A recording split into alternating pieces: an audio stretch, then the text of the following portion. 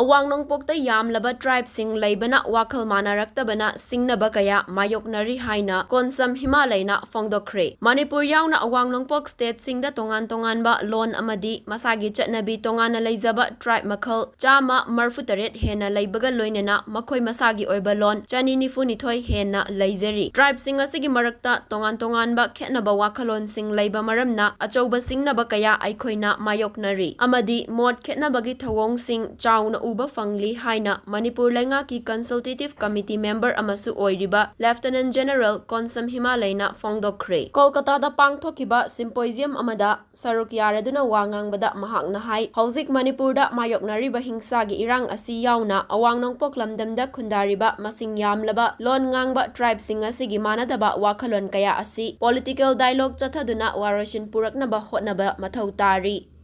Aikhoi maselgi marakta thamoigi oiba nungsiba piba amasung laubagi hainabi thamduna achetpa mari sagatpa mathau tai haiki. Awang nongpok Indiagi ahanba military officer amasung Kargil wargi hero amasu oiriba Himalay asi Indian Army gi Lieutenant General gi thak fauba yaurakiba misak amani. Manadaba wakhalon kaya asigi waroishin puraknaba hotnabada laingakna tongan-tonganba isu sing amadi chap manaba mityeng yengba haiba asina khwaidagi ahanba khongthang oifam thoi haiki.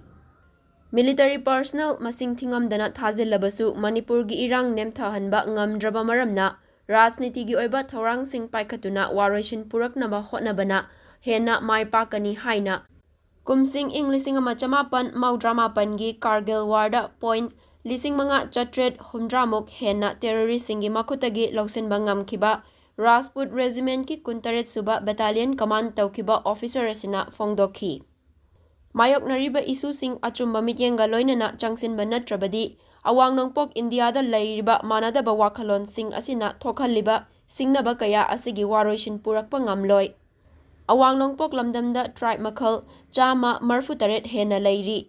Makhoi sing asigi tongan-tonganba wakhalon leinari. Fibam asi matau karamna thengnagadaage haiba asi Indian Constitution da khwaidagi chauna singnaba amasu oiri haiki. Laibak asigi Constitution na miyoi khudingmaki darkar leiribasing fanghannaba konsenduna thamli. Adum oinamak miyoi khudingmakna masagi oizaba amadi mihau chaubagi thawong chatharaklabadi maduda Constitution asina ngaklau pide haiki. Awang nongpok India gi security gi issue sing asidi national security gi mityengdagi khara henna top-toppa amani hainasu mahakna fongdokhi.